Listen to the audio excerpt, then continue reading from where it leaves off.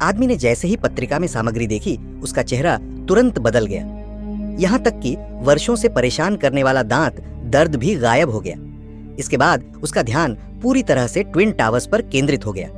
शायद दूसरों के लिए वे सिर्फ दुनिया की सबसे ऊंची इमारतें हों, लेकिन उस आदमी की नजर में ये दो इमारतें उसके सपने को पूरा करने का एक सीढ़ी थीं।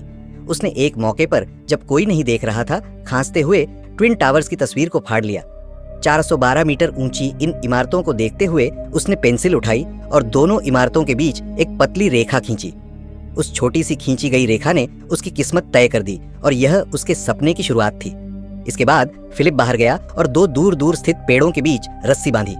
पैरों के नीचे की रस्सी 5 से धीरे धीरे घटकर सिर्फ 1 रह गई।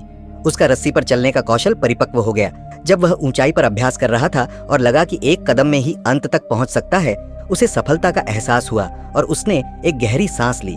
लेकिन जैसे ही फिलिप ने अपने हाथ की लंबी छड़ी को नीचे रखने की कोशिश की, उसके पैरों के नीचे की रस्सी अचानक अनियंत्रित होकर हिलने लगी।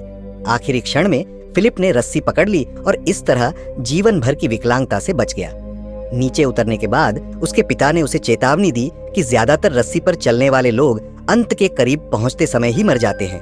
वे सोचते हैं कि वे सफल हो गए हैं, लेकिन यह नहीं समझते कि वे अभी भी रस्सी पर हैं। पिता की सलाह सुनकर फिलिप ने अपना घमंड छोड़ दिया और विभिन्न गांवों में रस्सी पर चलने का प्रदर्शन करना शुरू कर दिया। सबसे बड़ी चुनौती तकनीक की नहीं, बल्कि मानसिक और शारीरिक थी।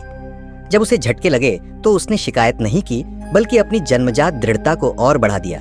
फिर फिलिप ने अपनी नजरें पेरिस के नोट्रे डेम पर टिकाईं, यह तय करते हुए कि अपने सपने को चुनौती देने से पहले वह इस इमारत को जीतना चाहता है। रात के समय फिलिप अंततः चर्च के बेसमेंट में घुस गया। उसने एक गेंद पर मछली पकड़ने की लाइन बांधकर उसे दूसरी तरफ फेंक दिया। अपने साथियों की मदद से दोनों टावरों को जोड़ने वाली रस्सी को जल्दी से सुरक्षित कर दिया गया। जब सुबह के पहले पर्यटक वहां पहुंचे तो फिलिप ने अपना प्रदर्शन शुरू किया। बिना किसी बाहरी हस्तक्षेप के उसका मन शांत था और वह पहले की बेचैनी से मुक्त था। उसने धीरे धीरे दूसरी तरफ चलना शुरू किया, लेकिन इसके बाद उसे सार्वजनिक व्यवस्था भंग करने के लिए पुलिस ने गिरफ्तार कर लिया। रिहा होने के बाद उसने तुरंत न्यूयॉर्क के लिए उड़ान भरी। जब फिलिप ट्विन टावर्स के नीचे पहुंचा तो वह सामने के दृश्य से चौंक गया।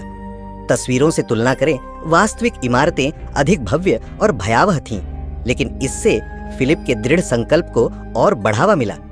यदि आप इसका अगला पार्ट देखना चाहते हैं तो लाइक करें और चैनल को सब्सक्राइब करना न भूलें, ताकि आपको तुरंत नोटिफिकेशन मिल सके।